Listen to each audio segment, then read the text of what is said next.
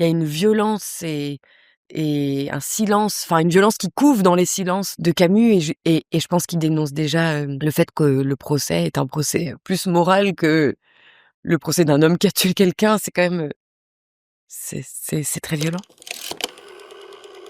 François Ozon, a vraiment, donné à ce personnage féminin, le rôle un peu de garante de l'empathie dans le film, et c'est vrai que dans le livre, elle est décrite dans sa physicalité comme, la flamme du désir, le soleil, on décrit sa robe blanche, mais on sait pas vraiment qui est Marie, à part qu'elle est dactylo, on lit qu'elle court après Meursault, mais finalement on sait pas vraiment qui elle est, donc moi c'était très intéressant de, à la fois, jouer un rôle, physique, plus physique que ce que j'avais joué jusqu'alors. C'est la première fois que je devais jouer, voilà, un rôle plus charnel, d'amoureuse, d'absolu, féminin.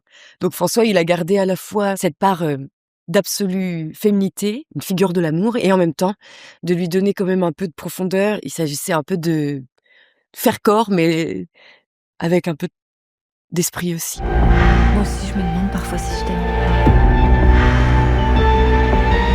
C'est bizarre. Pas comme les autres.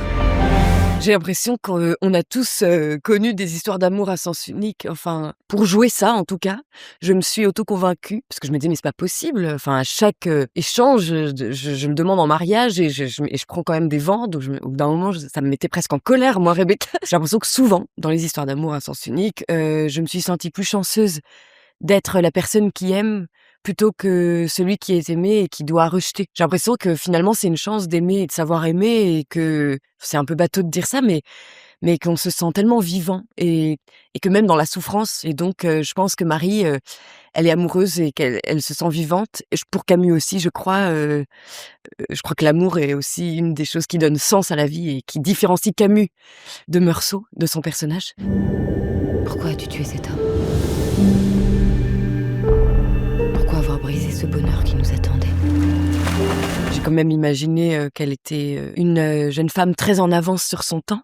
D'abord parce qu'elle se donne, physiquement, avant le mariage justement, ce qui pour l'époque est quand même, une preuve de liberté. Je me suis dit que c'était une femme, un peu, voilà, visionnaire, libre, qui travaille aussi, puisqu'on sait qu'elle est dactylo et qui se sont connus, au travail. J'ai imaginé, voilà, qu'elle avait grandi dans ce pays, qu'elle était elle-même, une étrangère, qu'elle avait connu l'exil, ou en tout cas, que même si elle était née en Algérie, je le sais pas, mais je me suis imaginé ça.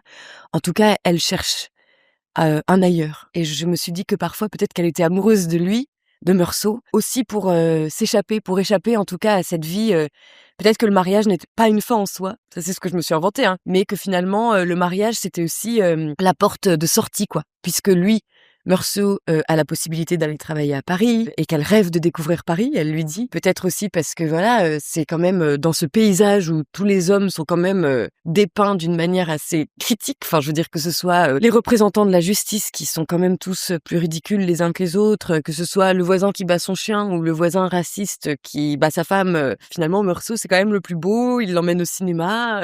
Non mais il est le moins pire quoi de tous, donc je me suis dit: «Bah, peut-être qu'elle voit le mariage comme un échappatoire aussi, et comme une façon de retrouver sa liberté». Je pense que les moments charnels entre eux sont les moments où Meursault s'abandonne le plus, ceux-là et ceux de baignade aussi, et donc je me suis forcément accrochée à ça en me disant que, elle s'invente pas non plus, une vie quoi. Je pense qu'elle sent quand même que moi je pense qu'il est amoureux d'elle.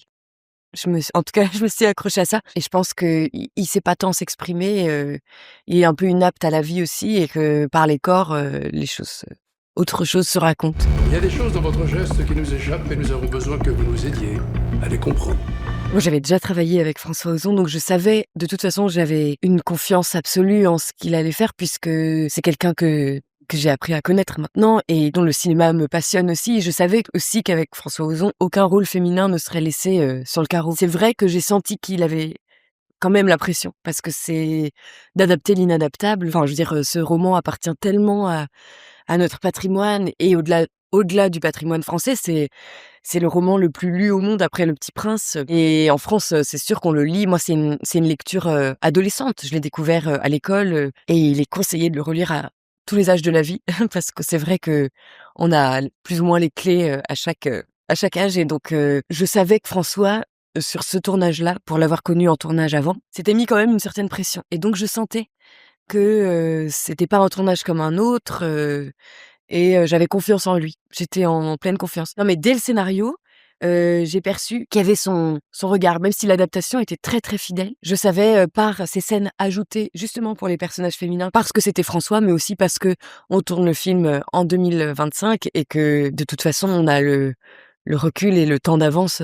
Le livre, il est paru en 42 et déjà je pense que Camus disait sans dire les choses.